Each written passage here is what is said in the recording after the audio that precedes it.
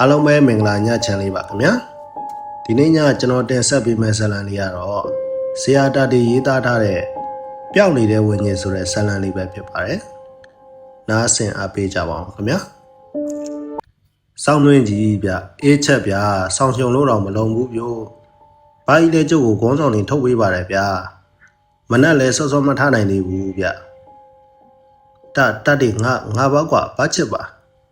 ါကျုံမှာနှက်ကောင်းရုံရှိသေးတယ်ဘာထက်ကရောက်ချလာပါရောဗျာသူ့လောက်စကားထက်တဲ့သူကိုကျုပ်ကဘယ်သူနဲ့မှားမှာတော့ဗျာဒီကောင်အိမ်မော်တက်ကိုတက်လာတာဗျ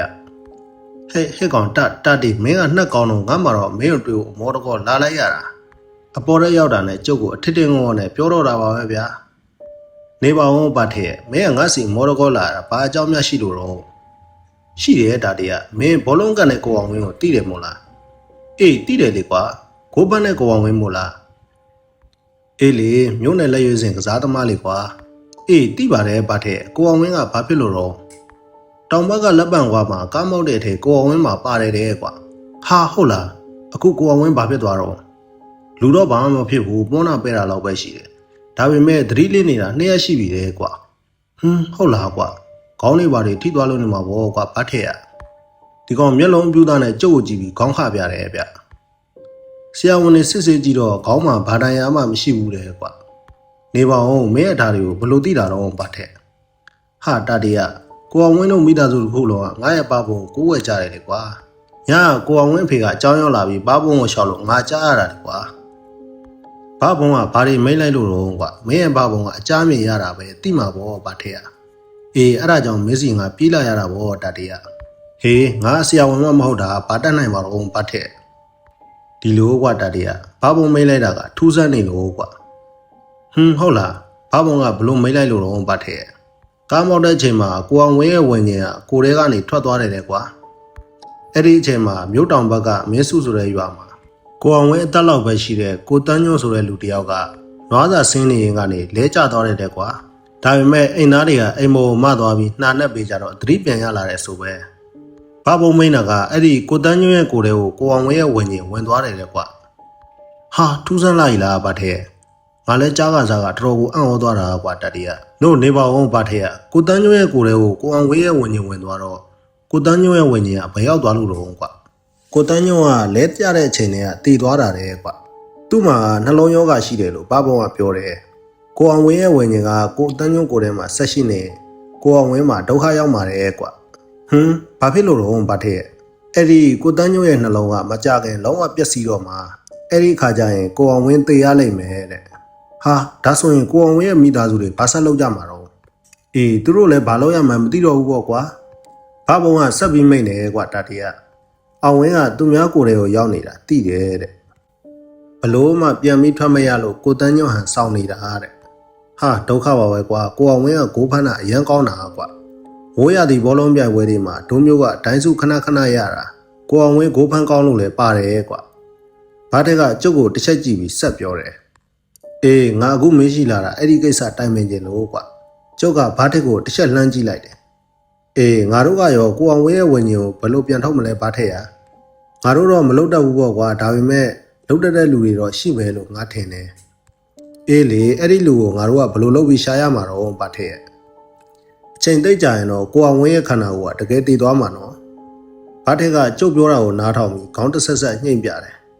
ပြီးတော့မှပြောတာဗျဘာပုံကပြောတယ်ကွပိတ်သွားတဲ့ဝင်ញင်ကိုပြန်ထုတ်နိုင်တာမဖဲဝပဲရှိတယ်တကာကြီးတို့တဲ့တင်ကြိုင်းထဲမှာပွဲတစ်ပွဲပြင်မဖဲဝကိုပြင်ပြီးအစားအသောက်ကျွေးပြီးအကူကြီးတောင်းကြီးပေါ့ဗျာလို့မိတ်တယ်ကွအဲ့ဒါသူတို့ဒီညမဖဲဝကိုပြင်ပြီးကျွေးကြလိုက်မယ်မင်းကိုအဲ့ဒါလာပြောတာမင်းလာကြည့်မယ်မလားဘာထက်ကကျုပ်ကိုအကဲခတ်နေတယ်ဟာကြည့်ကျင်တာပေါ့ဘာထက်ကဘာကြီးကလှုပ်ပါမလားမသိဘူးကွဘာထက်ကကျုပ်ကိုကြည့်ပြီးပြုံးလိုက်တယ်ဗျဒါကတော့တတရခါတိုင်းလိုပဲဘာကြီးကိုလိန်ရမှာပေါ့ကွာအေးလိန်နာကဟုတ်တယ်ကွာဘာထက်ဘာကြီးကလိန်ရတာတွေများနေတော့အရင်လိန်နာတာတွေနဲ့မထောင်တော်တော်လေးကိုစဉ်းစားရမှာကွာဟာကျုပ်ပြောတော့သဘောကျပြီဘာထက်ကရီတော့တာပဲဗျကဲကွာမိုးချိုးစားလောက်ကြရင်ငါရောက်အောင်လာခဲ့မယ်ဘာထက်ဒီကောင်ဝမ်းသာသွားတယ်ဗျအေးကောင်းပြီတတငါအကြောင်းရှိထွက်ပြီးမင်းကိုစောင့်နေမယ်ဆက်လာခဲ့တာတီဆိုတဲ့ကျုပ်ကလည်းဒီလိုထူးထူးဆန်းဆန်းကိစ္စတွေကိုလှုပ်စိတ်ဝင်စားတဲ့ကောင်တွေဗျာ အခုလောက်ထူးထူးဆန်းဆန်းကိစ္စကြီးကိုကျုပ်ဘယ်လက်လွတ်ခံပါလဲဗျာဘာကြီးကိုပြောရတော့တာပေါ့ဗျာဘာတိတ်တို့ဖုန်းကြီးเจ้าမှာဒီညစွမ်းကတ်ရှိတဲ့ညဘက်သွားရမယ်လို့ပြောရတာပေါ့ဗျာပထမတော့ဘာကြီးကမလွတ်ချင်ဘူးဗျနှစ်ခါသုံးခါလောက်ဆက်ပြီးပူဇာလိုက်တော့မှလွတ်လိုက်တာဗျဘာတိတ်တို့တုတ်တန်เจ้าရှိကိုကျုပ်ရောက်တော့မိုးချုပ်စပြုတ်နေပြီဗျဘာတိတ်ကတော့သူ့စကားအတိုင်းကျုပ်ကိုเจ้าရှိမှထွက်ဆောင်နေတယ်ဟာတတေကမင်းလာမပါမလားလို့စိတ်ပူနေတာကွာဒီကောင်ကျုပ်ကိုတွေးတော့ဝမ်းသာသွားတာဗျခါတိုင်းတော့ကျုပ်လည်းဘာကြီးရဲ့ရက်လေးဆက်ပိန်လေးယူလာတာဗျဒီတခါတော့ညအိမ်မှာမို့လို့ကျုပ်ကလမ်းပဲလျှောက်ခဲ့တော့တာည8 နာရီလောက်ကြာတော့ကိုအောင်ဝင်းရဲ့အဖေနဲ့လူ2ယောက်ရောက်လာတယ်မိမကြီးတယောက်လည်းသူတို့နဲ့ပါလာတယ်ဗျနက်ကြော်တော်ကြီးလို့ပါတဲ့ကကျုပ်ကိုတိုးတိုးလေးကပ်ပြောတယ်ဘာပေါင်းကလည်းသူတို့ကိုပြောတယ်တခါကြီးတို့ထမင်းတို့ပြင်လာခဲ့ပြီလားထမင်းတို့ပါတယ်ဖေဟာအေးဒီကိစ္စတွေကိုနားလဲတယ်တခါတယောက်ကျုပ်မှားထားပါတယ်ခဏကြာရင်ရောက်လာပါလိမ့်မယ်မှန်ပါဖေဟာနောက်ထပ်နိုင်ဝက်လောက်ကြာတော့လူကြီးတယောက်အကြောင်းပေါ်ကိုတက်လာတယ်ဗျဟာတခါကြီးဦးအုံးမြင့်ရောက်လာပြီလားလာဗျဒီဟိုလားဘာပုံဆောင်နေတဲ့ဦးအုံးမြင့်ရောက်လာတယ်ကဲဟောတာကျုပ်ပြောတဲ့တခါကြီးဦးကျော်တင်းတဲ့သူ့သားမောင်အောင်ဝင်းကိစ္စကိုမပွဲဝရှိမှအကူအညီတောင်းဖို့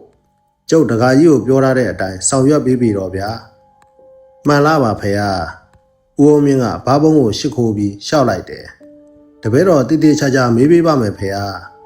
ကဲဘာချင်းနဲ့မင်းတငယ်ချင်းဘယ်သူကွတာတီပါဖေဟာကျုပ်ကဘာပုံကိုလက်အုပ်ရှိပြီးရှောက်လိုက်တယ်အေးတာတီဘာပုံကအသက်ကြီးလာတော့အားကြီးမိတာကွအေးမင်းတို့တငယ်ချင်း2ယောက်ကစပွဲကုန်တစ်လုံးယူခက်သေးသေးအလုံးကိုယူကွအေးဟုတ်ပြီအဲ့ဒါကိုယူပြီးတကားကြီးဦးအုံးမင်းပြောတဲ့နေရာမှာချပေးကြားလာပါချက်တင်မဖေဟာကဲတကားကြီးဦးအုံးမင်းကအချိန်ကိုချိန်ဆပြီးလှုပ်တဲ့အချိန်မှာလုံးကွမှန်ပါဖေဟာည9 နာရီထိုးတာနဲ့ဦးအုံးမင်းကရှေ့ကနေဥဆောင်သွားတယ်ကျုံနဲ့ဘာတဲ့ကစပွဲကုန်အဝိုင်းလေးကိုထမ်းပြီးဦးအုံးမင်းရဲ့အနောက်ကနေလိုက်ခဲ့ရောဗျနက်ကြော်တော်ကြီးကငပြောနှစ်ဖီးနဲ့အုံသီးတစ်လုံးထိုးထားတဲ့ကြော့ပွဲကိုရွက်လာတယ်ဦးအုံးမင်းကအရက်ရှိရှိထောင်ထောင်ဝောင်းကြီးနေဗျတင်းကြိုင်းထဲကိုဝင်လာကြပြီးဦးအုံးမင်းကဟိုကြည့်တီကြီးလုံနေတယ်ပြီးတော့မှအုတ်ကူပြူပြူကြီးတစ်လုံးရဲ့ရှေ့ကမျက်ခင်းလေးစီကိုသွားတယ်ကျုပ်တို့ကလည်းသူ့နောက်ကလိုက်ရတာပေါ့ဗျာကဲမောင်ပါချစ်တို့စပွဲကုံကိုဒီနေရာမှာချကွဟုတ်ကဲ့ဦးကြီးကျုပ်ကပြောပြီးစပွဲကုံကိုချလိုက်တယ်ဦးအုံးမင်းကအနေထားကိုကြည့်ပြီးအေးစပွဲကုံကိုဒီဘက်နည်းနည်းတိုးလိုက်ဒါမှဒီဘက်ဘေးမှာမတ်ဖဲဝါထိုင်လို့ရမှာဦးအုံးမင်းပြောလိုက်တဲ့စကားကိုကြားတော့ကျုပ်တော်မျက်လုံးပြူးသွားတယ်ဗျကဲဦးကျော်တင်းတို့ကပါလာတဲ့ထမင်းတုပ်တွေကိုဖြေကြဒီစပွဲပုံမှာတင်းဦးကျော်တင်းနဲ့ပါလာတဲ့လူ2ယောက်ကသူတို့ထမ်းလာတဲ့စပွဲတောင်းတွေကထမင်းတုပ်တွေကိုယူပြီးစပွဲဝိုင်းလေးပေါ်မှာခင်းလိုက်တယ်ငပြောပတ်ကြီးတရွက်နဲ့ထုတ်လာတဲ့ထမင်းတုပ်ဗျထမင်းတွေပေါ်မှာလည်းအမဲသားတုံးတွေကိုပုံလို့မနှဲဘူးဗျတပိတ်တာချက်တော့အနှဲလေးပဲဦးအုံးမြင့်ကဒေါ်ကြီးလက်တွေကကြော့ပွဲကိုယူပြီးစပွဲကုန်ချထားတဲ့မျက်ခင်းလေးဘေးကအုတ်ကူပေါ်မှာတင်လိုက်တယ်ပြီးတာနဲ့အုံသီးပေါ်မှာဖျောင်းနိုင်တဲ့တိုင်ထွန်းလိုက်တယ်ကဲဒေါ်ကြီးဒီကိုလာဒီထမင်းပွဲဘေးမှာဝင်ထိုင်လိုက်ဗျာအစင်လေးပြင်တော့ကျုပ်မဖဲဝါကိုခေါ်တော့မယ်နက်ကြော်တော်ကြီးကစပင်ကြီးကိုဖြေပြီးဖားရချလိုက်တယ်ပြီးတော့ကျုံလေးထိုင်ပြီးလက်အုပ်ရှိဖျားချစ်ခိုးနေတယ်ကိုကျော်တင်းတို့ကနောက်ကိုနည်းနည်းဆုတ်ကြအဲ့လိုပြောပြီးတာနဲ့ဦးအုံးမင်းကမဖဲဝါကိုခေါ်တော့တာပဲဗျတင်းချိုင်းကျိုတင်းချိုင်းကြားမှာအမြဲတမ်းသွားလာနေပါတဲ့တင်းချိုင်းဆောင်မဖဲဝါဗျာရာမညဌာနေမုံတို့ပြေကအင်းအတက်ကန်းခတ်တက်ကျွမ်းတဲ့အင်းဝိဇ္ဇာအမိတ်ပြန်လိုက်သည်ရောက်ရနေရဌာနကနေအခုဒီနေရာသို့ကိုစားမလွတ်ပဲကိုယ်တိုင်လာရောက်စေရမည်အင်းဝိဇ္ဇာဆရာတော်ကြီးရဲ့အမိတ်မဖဲဝါနာခံရမည်လာစေရောက်စေဟာခွေးဥတန်ကြီးဗျာဆွဲငယ်ငယ်ကြီးကိုဥနေလိုက်တာကြောက်စရာကြီးပဲဗျို့ဟောခွေးဥတန်ကကျုပ်တို့နဲ့နီးလာပြီဗျဟာဖြူဖြူရိတ်ကြီးဗျာတင်ချိုင်းကုန်းတဲကိုဝင်လာတာဗျာဂူရီဘောကနေရွေးလာတာဗျို့ဟာဖြူဖြူရိတ်ကြီးကဂူပေါ်မှာတုံ့ကနေတရှက်ရက်သွားပြီးဒေါ်ကြီးစီကိုရိတ်ကနေပြေးကပ်လိုက်တာဗျာတဟီဟီနဲ့ဒေါ်ကြီးခန္ဓာကိုကြီးကရေးပြီးတော့အော်နေတာဗျို့ခဏနေမှအသာငြိမ်သွားတယ်အခြေအနေကိုကြည့်နေတဲ့ဦးအုံးမြင့်ကမဖဲဝါကိုအုံငပြောပွဲစားပွဲတောက်ပွဲနဲ့ကြိုးစုပါတယ်ဗျာစားပါတောက်ပါမဖဲဝါစပင်ဖားရကြီးရှာလာတဲ့ဒေါ်ကြီးကဒူးကြီးတစ်ဖက်ထောင်တစ်ဖက်လဲလှုပ်ပြီးစားတော့တာပဲဗျို့ အမဲသားတော်ကြီးတို့ဒရုံမီဒရုံစားလိုက်ထမင်းနေစားလိုက်နေဗျ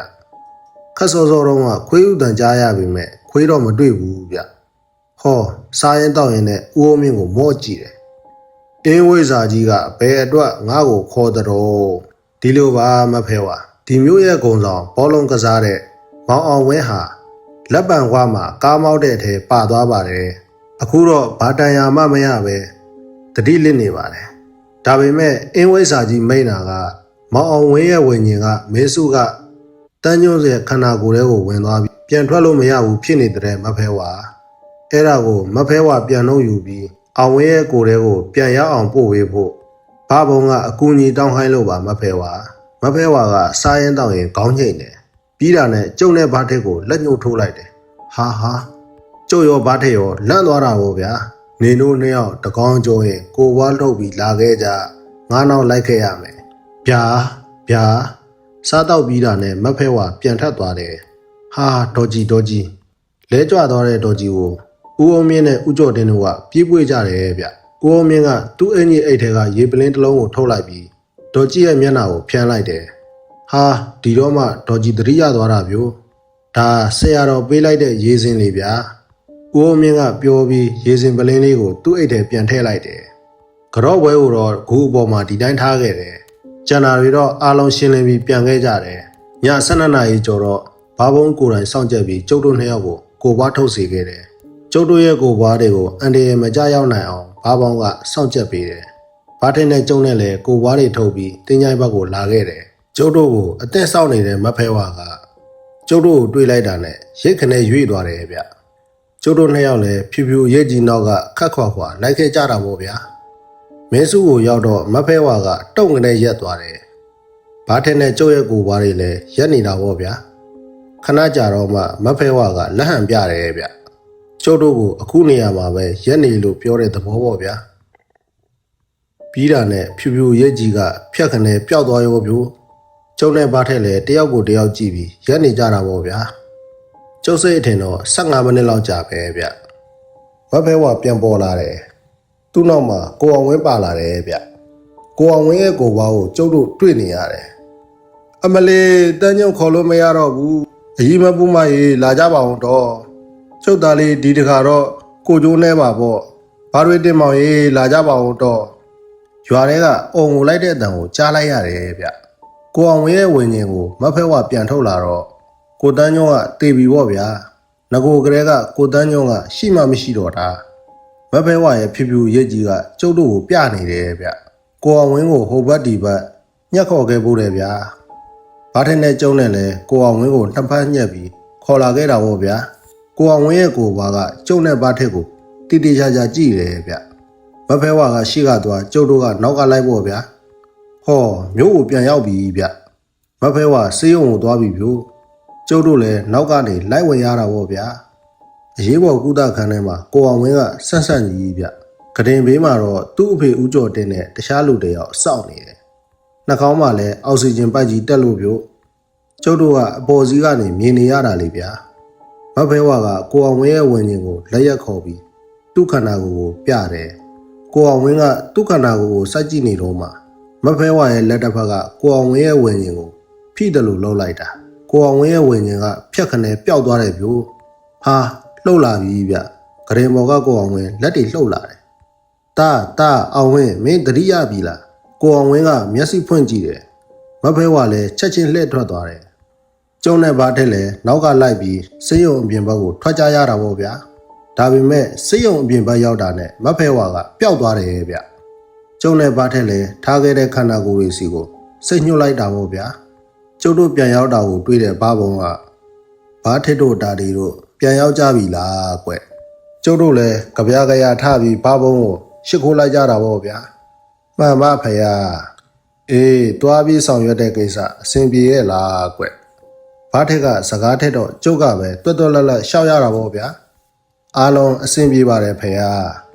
အေးအောင်ဝင်းကိုပြန်ခေါ်ခဲ့နိုင်လားမှန်ပါဖေယားမဖဲဝါခေါ်ခဲ့ပါတယ်ဖေယားမင်းတို့ကိုမဖဲဝါကလိုက်ခဲဖို့ခေါ်တာဘာလို့ပြရတာတော့ကိုအောင်ဝင်းရဲ့ဝิญဉ်ကိုတပည့်တော်နဲ့ဘာထက်နဲ့ကနှစ်ယောက်ညှက်ပြီးခေါ်ခဲ့ရတာပါဖေယားဟုတ်တာပေါ့ကွယ် အောင်ဝင်းရဲ့ဝิญဉ်ကတေသွားတဲ့ဝิญဉ်မဟုတ်တော့မဖဲဝါနဲ့မဆိုင်ဘူးကွဒါကြောင့်မင်းတို့နှစ်ယောက်ကိုဝิญဉ်ထိမ့်ဖို့ခေါ်တာပေါ့ခေါ်လာပြီးတော့ရောဘာလို့ရတော့စေးရုံကိုခေါ်သွားပြီးတော့ကိုအောင်ဝင်းရဲ့ခန္ဓာကိုယ်ကိုသူ့ဝิญဉ်မြင်အောင်ပြပါတယ်ဖေဟာပြီးမှမဖဲဝါကသူ့ကိုယ်ထဲပြန်ရောက်အောင်သွင်းပေးလိုက်တာပါဖေဟာ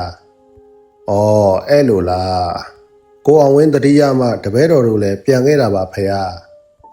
အေးတာဒုကွယ်ကဲအဲ့ကြအောင်ကွအာယုံတက်ဖို့အများကြီးလိုသေးတယ်ကျုံနဲ့ဘာထက်လဲအဲ့ရခင်းပြီးအဲ့ကြတာပေါ့ဗျာမနက်အုံမောင်းခောက်တော့မှကျုပ်တို့ထပြီးဖေဟာဝတ်တက်ကြတယ်ဘာဘုံတို့တန်ခါ3ပါးကိုရင်2ပါးအာယုံစွမ်းစားပြီးမှကျုံနဲ့ဘာထက်ထမင်းစားကြတယ်မနက်မိုးလင်းတော့ကျုပ်ကအိမ်ကိုပြန်လာခဲ့တယ်နောက်နေ့ကြောင်းတက်တော့ဘားထက်ကကျုပ်အတွက်လုံကြီးလေးတစ်ထည်ယူလာတယ်ဗျတတိဒါဥကျော်တင်းကလက်ဆောင်ပေးတာကွမင်းနဲ့ငါနဲ့တယောက်တစ်ထည်ဆိုပြီးတော့ပေးတာဘားထက်ကကျုပ်ကိုပြောပြီးလုံကြီးတစ်ထည်ပေးတယ်ဗျတရက်ကြတော့လမ်းမှာဘားထက်နဲ့ကျုံနဲ့ကိုအောင်ဝင်းကိုမျက်နှာရှင်းဆိုင်စုံကြတယ်ကိုအောင်ဝင်းကကျုပ်တို့နှစ်ယောက်ကိုတိတိကျကျလိုက်ကြည့်တယ်ဗျမှတ်မိတာတော့မဟုတ်ဘူးဗျမြင်ဘူးသလိုထင်ပြီးကြည်တာပါဒါပေမဲ့ကျုပ်တို့တွေကမသိသလိုပဲနေလိုက်ကြတာပေါ့ဗျာဒါမျိုးတွေကပြောခွင့်မရှိဘူးလေလူလောကကြီးမှာပြောပြရင်ယုံနိုင်စရာမရှိတဲ့အဖြစ်အပျက်တွေအများကြီးရှိတယ်ဗျနောက်တော့လဲကျုပ်ကြုံရင်ဆက်ပြောပြအောင်ပါပေါ့ဗျာဟုတ်ကဲ့ပါအခုလိုအဆုံးလေးနားထောင်ပေးခဲ့တဲ့ပရိသတ်ကြီးအားလုံးအထူးပဲကျေးဇူးတင်ရှိပါတယ်ခင်ဗျာအားလုံးပဲအိမ်မက်လာမကြပါစေခင်ဗျာ